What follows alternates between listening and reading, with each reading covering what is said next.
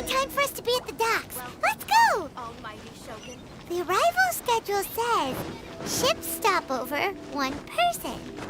Does that mean we're only welcoming 1 guest today?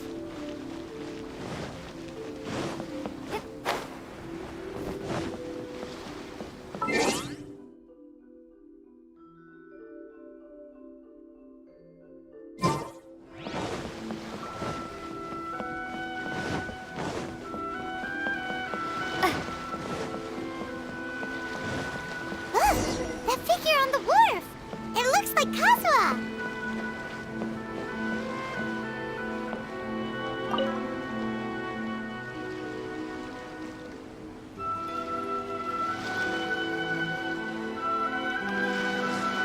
Greetings, traveler in Paimon.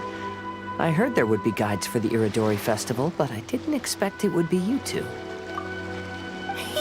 We didn't expect to see you either! Returning as a guest for the Iridori Festival, no doubt. I was a little surprised myself when I received the invitation. But after wandering the outside world for so long, it's good to have an opportunity to return to my homeland and pay respects to my old friends. Kazuha, when we saw you in the distance just now, you seemed to be looking for something. What happened? Ah, yes. You see, when I came off the boat with everyone just now, I suddenly heard light footsteps around me. I could tell they were not footsteps of a regular passenger. But by the time I turned around, the person had already disappeared. I only heard a splash come from below the pier.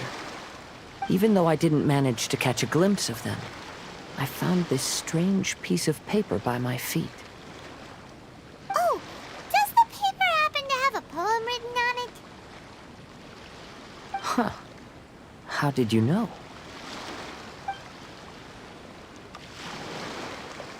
Fascinating. It's almost hard to believe such things could happen. Sure, here it is. Please, have a look.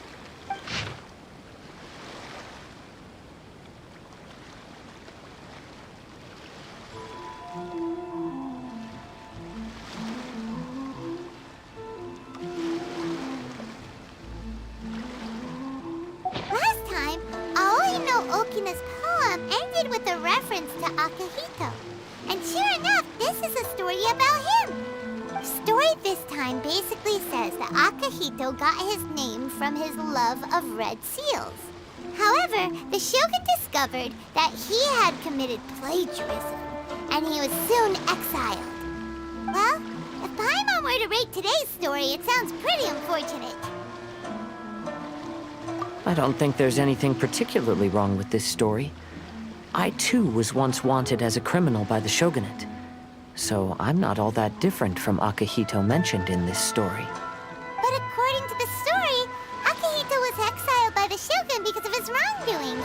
You did nothing wrong, Kazuha. Huh? Traveler, what are you thinking about? Ah, by the way, you mentioned that your friend has been struggling because he's unable to sign his name quickly, right? In Liyue and Inazuma, there is a saying, that which has been stamped has also been signed. Perhaps using a seal could be a feasible solution. While sailing at sea, I sometimes carve things to pass the time. If you wish to create a stamp for his seal, I might be able to help. Wow, that's an idea! Quick, let's go tell Albedo!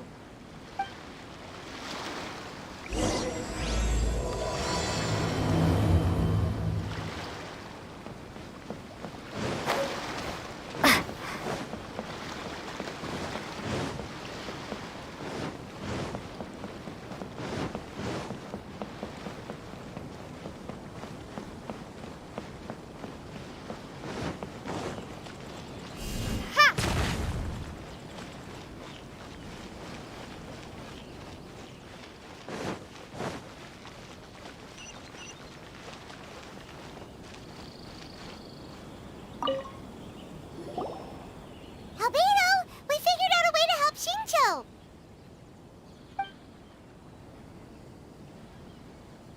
Interesting. A story of the 5 Kasen appears again. and with a timely solution. Stamped seal, huh? Let me think. Indeed, it is an efficient solution. If we use a stamp, then Xingqiu won't have to struggle with his handwriting anymore. However, since Xingqiu's signature has been previously revealed to the readers, it would seem insincere if he only used the stamped seal for his new books. But I have another idea. Using a seal is a part of it, of course. Let's go to Ouya restaurant now to discuss my idea with everyone.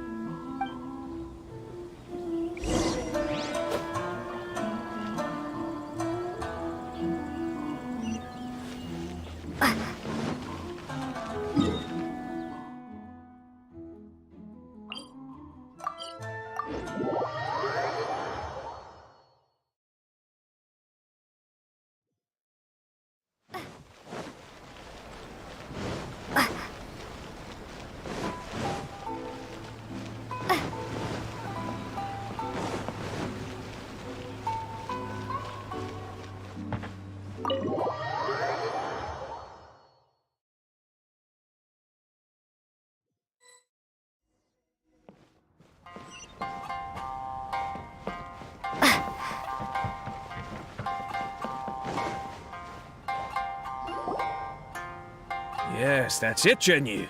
Your writing has greatly improved today, which means yesterday's intensive training was effective. My apologies, but I simply can't do it anymore. My hands are so sore that I can't even move them anymore. I should have known better than to read novels during calligraphy class. You just had a 10-minute break. Come on, you can do this. When it comes to pushing a deadline, there's no one more brutal than Mr. Hirayama. No wonder Lady Yai would always send the editorial director to handle troublesome authors. Whoa, this is getting scary. It hasn't even been that long and Shincho's already zombified. Mr. Hirayama, we found a solution that might just solve our dilemma. In both Liyue and Inazuma, seals are widely used as the equivalents of a signature. If we use a stamp to leave the author's seal on the books, then we could make the signature process a lot easier. Of course, a seal on its own is not enough. So, I propose that each signature consists of two parts. First, we'll use a personalized seal. We can simply carve one using Chenyu's signature as the design. In addition, I'll also design a simple but elegant pattern that's easy for Chenyu to write. That way, he will only need to draw a simple pattern on each book. Let me think. All right, I think that would work. Not only does it still involve the author's own handwriting, but the result should be very beautiful as well. So, what you mean to say is, I've been saved from this predicament?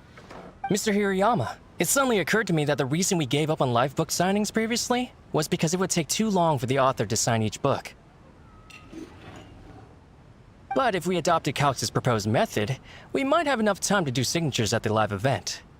And if all the authors signed their books in the same fashion, then Genyu's signature wouldn't look out of place. If you think it's feasible, I would certainly be happy to design signatures for the other authors as well. Yes, and you may leave carving the stamps to me. In that case, I shall contact the other two authors participating in the new release event. It is a great honor to use a signature designed by Calx. My pen name is quite complicated and isn't suitable for signing events. However, if we implement this new format, then it'll be a dream come true for me as well. Great! Looks like everyone's on board with the idea. I'm sorry to have kept you busy for so long, Jinyu. Please, take the next few days to have a good rest. We'll handle everything from here. The books that Jinyu already signed can be used as special prizes in future events held by the Eye Publishing House. We did it! The event is saved! Thanks to everyone's efforts, Onodera and I are finally free of that mess. That's right! You're finally free, Xingqiu! Maybe you should step outside for some fresh air.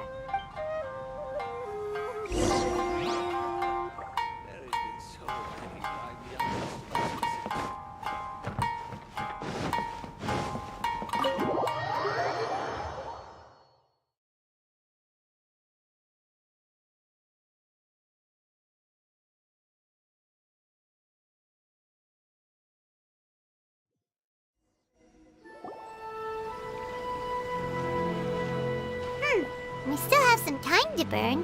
Where should we go next?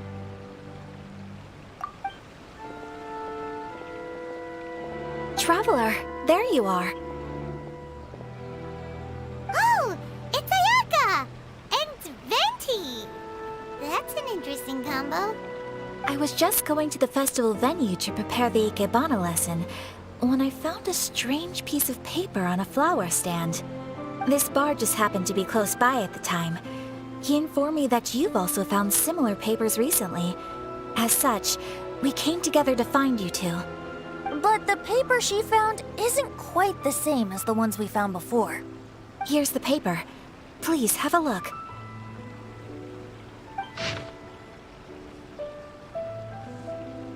Huh. All the poems we found before were roughly the same length. But this one is only 2 lines. And even though there are only 2 short sentences, neither of them are next to the title or centered on the page. The position of the writing seems to indicate that there is other content written on this paper besides these 2 lines. If we take the poem literally, it reads, "Dip this paper in water and see the truth naturally appear." Speaking of which, I have an ancient text at home, specializing in ancient and exotic stories. It mentions a special ink that will show itself when wet and disappear when it's dry. So, shall we give it a whirl? It just so happens that there's a pond nearby.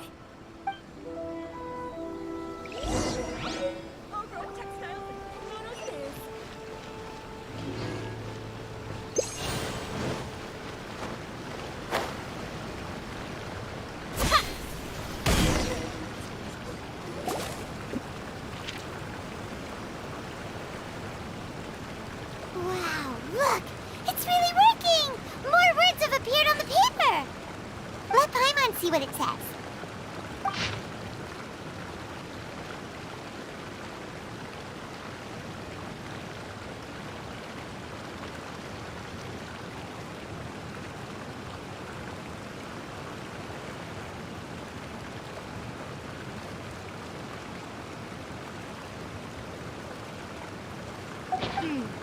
Story says that after Sumizomi got the collection of poems from Akihito and put them into a stream of water, the plagiarized words in the poem became blurry. Huh? Why would that happen? You see, Paimon, in the past, when printing was not yet well developed, handwritten text could easily become smudged in books when exposed to moisture. To ensure the text lasted longer, they'd either write using a special ink or coat the paper's surface with a waterproof coating once the writing was finished. Such special inks are time-consuming and laborious to produce, and the waterproof coating could also prove just as difficult. However, since Akihito's poetry collection was an important gift to be presented to the shogun, surely one of those 2 methods was used to protect it. But as for the plagiarized poems, not only would they lack Akihito's seal, but the words would also react differently when exposed to liquid. Which means Akihito didn't plagiarize his work. He was set up! Yes, it appears that this is the truth that Sumizome's story is trying to convey. Although the story is saddening, I've decided on the subjects to use for Akihito and Sumizome's portraits. Kazuha, Ayaka, would you be willing to be the models for my paintings? I would be delighted. Yes, as would I. There you go. The next 2 portraits should be ready in no time. Yes. And now that all 4 stories have all been collected, the story of the 5 Kasen is now fully completed.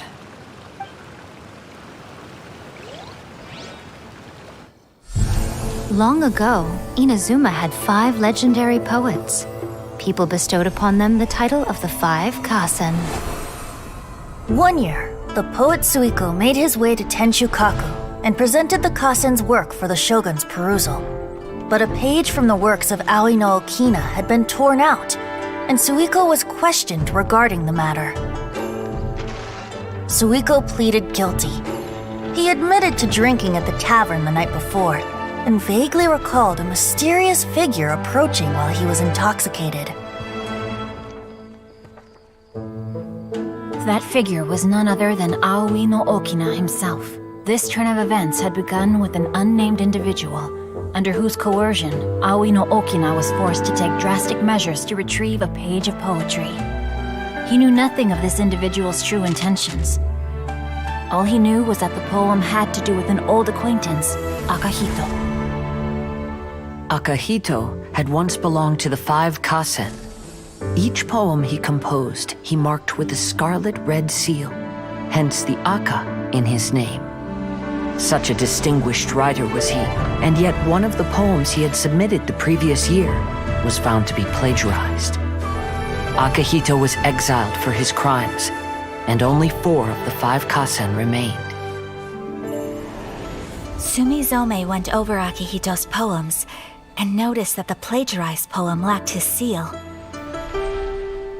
She immersed his poetry in a stream nearby, and only on the plagiarized poem did the ink run. Aoi no Okina passed by and witnessed Sumizome's doing, which he then recorded in a poem. Thus transpired the events of Suiko's poetry submission, and this is where the story comes to an end.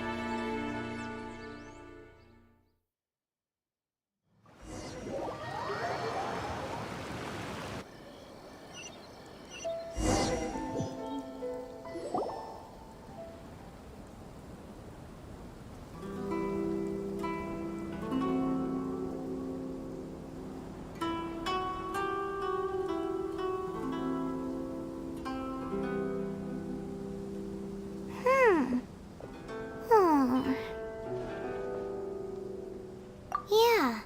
Ever since we completed the story of the 5 Kasen, there's still one thing Paimon hasn't been able to figure out. One of the 5 Kasen is called Kuranushi, right? It's just that, how could the story of the 5 Kasen finish without him appearing at all?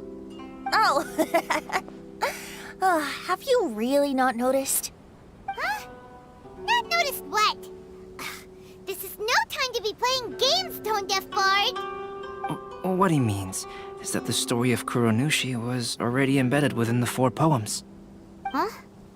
Really? That's right. The key lies in the poem that Aoi no Okina wrote after seeing Sumizome rinsing the poetry collection. An average person could never understand the scene of a young girl washing Akahito's poetry collection in a stream.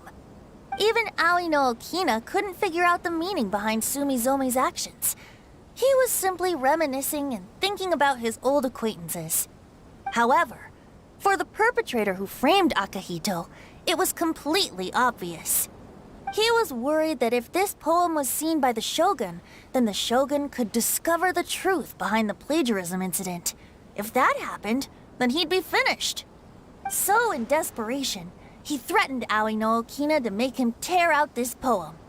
Which means the one who threatened Aoi no Okina is the same person that framed Akahito. What? Kuranushi? That's right.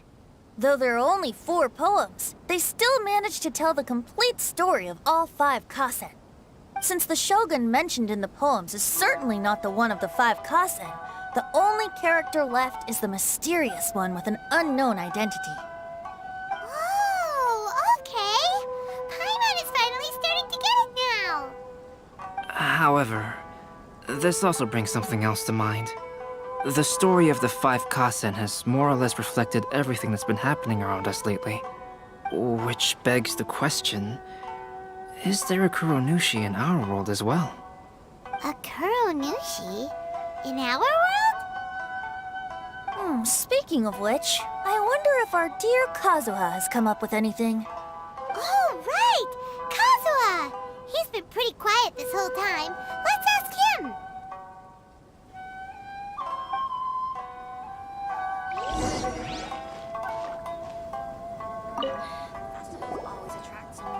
Hey, Kazuha!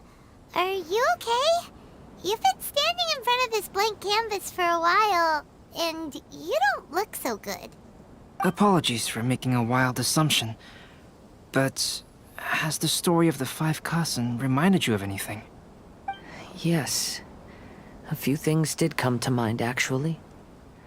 However, they were nothing more than some past incidents regarding my family.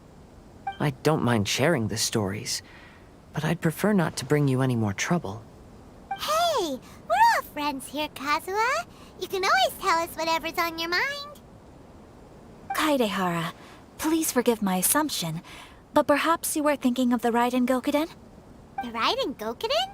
What's that? It appears that Miss Kamisato and I were thinking of the same thing. But it also has much to do with the Yashiro Commission.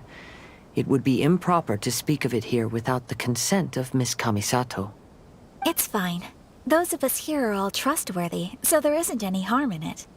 However, this matter is somewhat complicated and may be difficult to explain. Let me start with the Raiden Gokuden. As you all know, the Yashiro Commission's primary purpose is managing ceremonial and cultural affairs, and Inazuma's art of forging swords is a very important part of our culture. The Raiden Gokuden were once the top 5 schools of the forging art in Inazuma.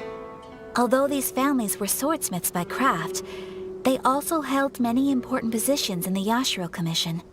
Unfortunately, of the 5, only the Aminoma art still maintains its artisan lineage. The descendants of the Ishin art are also still alive, but the craft has been lost to time. The descendants of the Ishin art are none other than the Kaidehara family. Whoa! We knew Kazuha came from a noble family, but we had no idea about his connection to the Yashiro Commission and sword making. Yes, but that's all part of the past now. The Ishin art was lost with my great-grandfather's generation. My grandfather was dissatisfied with my great-grandfather's lack of effort. When he was young, my grandfather traveled all over Teyvat to find a way to revive the family business. But it was to no avail. And in my generation, our last remaining family property was lost as well. I heard my elder brother mention that the decline of the Raiden Gokuden happened very rapidly. In the span of a few decades, 3 of the families suffered various misfortunes and disappeared completely. Later, there was speculation that all of these misfortunes stemmed from some background machinations, meaning that someone wanted to wipe out the Raiden Gokuden. However, since not every family of the Raiden Gokuden came to ruin, such explanations were treated as nothing more than a conspiracy theory. Indeed. I've also believed such ideas were just theories and rumors. However, I know that a major incident happened to my great-grandfather when he was young. Not only did it affect the Kaedehara clan, but it nearly jeopardized the Kamisato clan's position in the Yashiro Commission as well. After reading the story of the 5 Kasen, I can't help but feel like it's pointing me toward the truth behind that incident. What exactly happened to your great-grandfather, Kazuha? I still can't say. I need to speak with someone to verify the details. Let's meet here again at noon tomorrow. I will tell you everything I know then.